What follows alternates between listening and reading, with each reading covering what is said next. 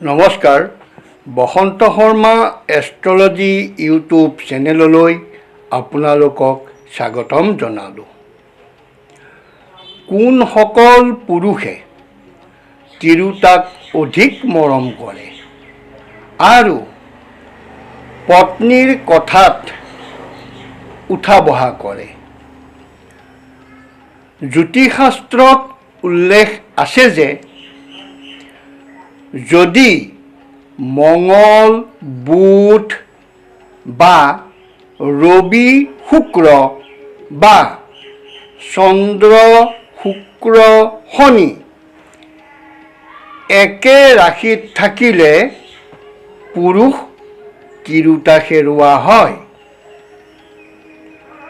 আকৌ জানক, যদি ৰবি আৰু শুক্ৰ দশম স্থানত অৱস্থান কৰিলে পুৰুষ তিৰোতাৰ কথাত উঠা বহা কৰে।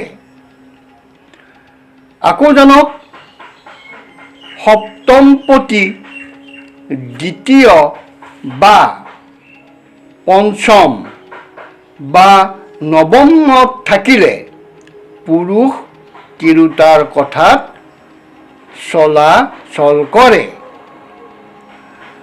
বুধ সপ্তমত থাকিলে সেইজন পুৰুষ তিৰোতা হেৰুৱা হয়। সপ্তম আৰু দ্বাদশত পাপ গ্ৰহ আৰু পঞ্চমত ক্ষীণ চন্দ্ৰৰ অৱস্থান কৰিলেও পত্নীৰ কথাত উঠা বহা কৰে। গতিকে উক্ত কথাখিনি আপুনি মন কৰক।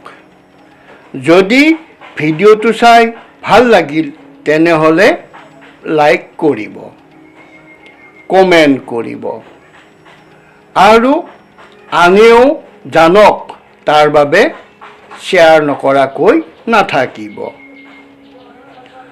মোৰ চেনেলটো যদি ছাবস্ক্ৰাইব কৰা নাই তেনেহ'লে ছাবস্ক্ৰাইব কৰি লওক। সকলোকেই ভগৱানে মংগলে ৰাখক। আজিলৈ সামৰিছোঁ। ধন্যবাদ।